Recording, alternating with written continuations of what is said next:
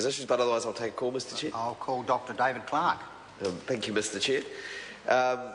Well, I do look forward to hearing those questions answered, and the Minister was halfway to his feet. I was quite happy for the Minister to speak first, because it would be very interesting to hear why those judgments have been made, why that serious rewrite in SOP 465 has been deemed appropriate at this late stage. I too was not at the Select Committee, so am not completely privy to what happened there, and perhaps the Select Committee Chair will enlighten us in due course as to the process that was followed, because it certainly is strange. And for the benefit of viewers at home who are following this debate keenly, I'll hold up the original bill, which is about this thick, and the supplementary order paper, which is slightly thicker. There's actually more in the changes than there is in the original bill, if you look at it in those simple terms.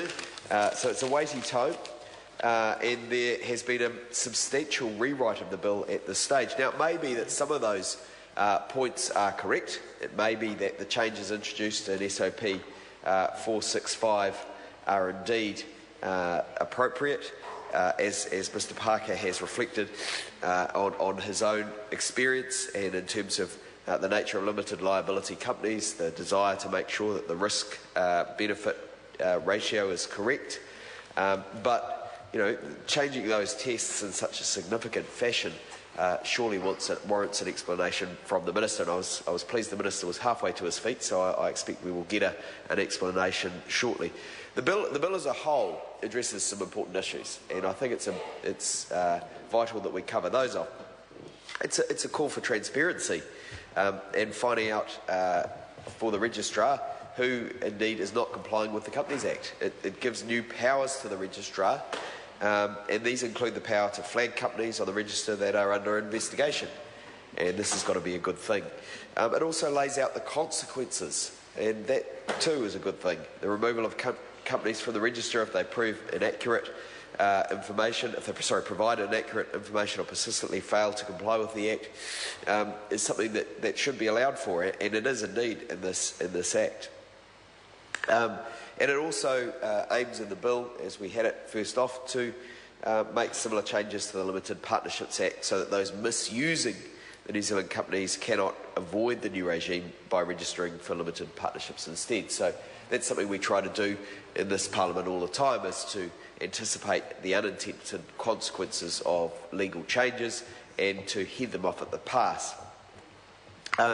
The Act too is aimed to better align the Companies Act with the Takeovers Code to ensure shareholders understand the effect that changes in company control will have on the value of their shares. And this is another transparency measure. We all know that markets are about information sharing.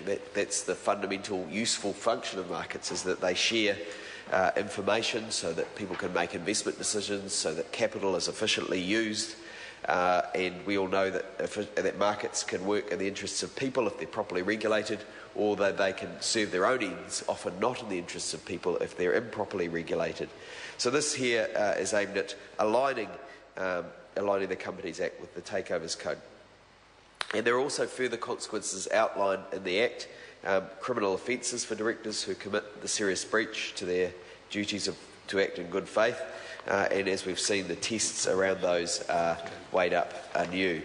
So this bill is one that Labour will support, but we're very keen to hear from the Minister why such dramatic change has been made to this bill. It's some time since we last debated it. New Zealand enjoys an international reputation as a trusted place to do business. It's important that we have the legislation correct. It's important that the reputation that we have for an easy place to do business is maintained. It's important that New Zealand isn't exposed to bad media about using of shell companies and other vehicles for avoiding tax. And let's not forget, though, that this does not seem to have been that much of a priority for the government, since indeed this has languished at the bottom of the order paper for some time, both at first reading and at second reading, and it's only at this late stage that we are getting these changes. Mr Chair, last year New Zealand, along with Russia, was struck off a this is the year before last, the prestigious European Union Banking and Corporate whitelist over the country's weak monetary... Mr Chair. The Honourable Craig Foster. Very briefly, Mr Chair, SOP 465 is actually a tracked version of the entire bill and changes, so measuring it by weight and number of pages is not all that scientific.